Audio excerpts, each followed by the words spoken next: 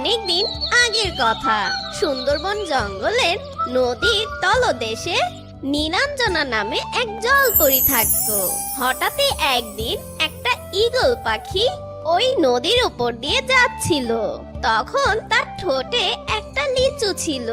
সেই লিচুটা ওই নদীতে পড়ে যায়, আর নদীতে পড়ে নীলাঞ্জনা জলপরীর সামনে সেই লিচুটা পড়ে। এই দেখে নীলাঞ্জনা সেই লিচুটাকে হাতে তুলে নেয়। আর তখন নীলাঞ্জনা জলপরী বলে, এই সোনালী মাছ, এটা কি জিনিস উপর থেকে পানিতে পড়লো? আরে তুমি জানো না এটা লিচু ফল? আমি তো জানি।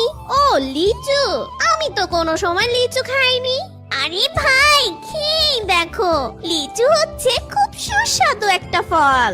এটা গ্রীষ্মের সময় পাওয়া যায়। তুমি খেয়েই দেখো, এটা ভারী মজার ফল, রসের টইটুম্বুর। সোনালী মাছ, তুই যেহেতু বলছিস, তাহলে আমি লিচুটা খাই।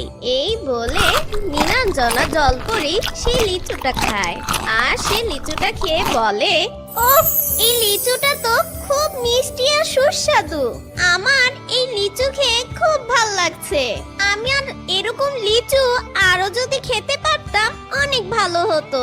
তখন সোনালী মাছ বলে, আরে নীলাঞ্জনা, তুমি তো অনেক লিচু খেতে পারো। যদি এই বীজটা মাটিতে রোপণ করো, তা থেকে গাছ হবে, আর সেই গাছ থেকে অনেক লিচু ধরবে। সত্যি বলছো সোনালী মাছ? তাহলে আমি এখনই এই লিচুর বীজটা মাটিতে রোপণ করব। চলো এখনই আমরা পানির উপরে যাই।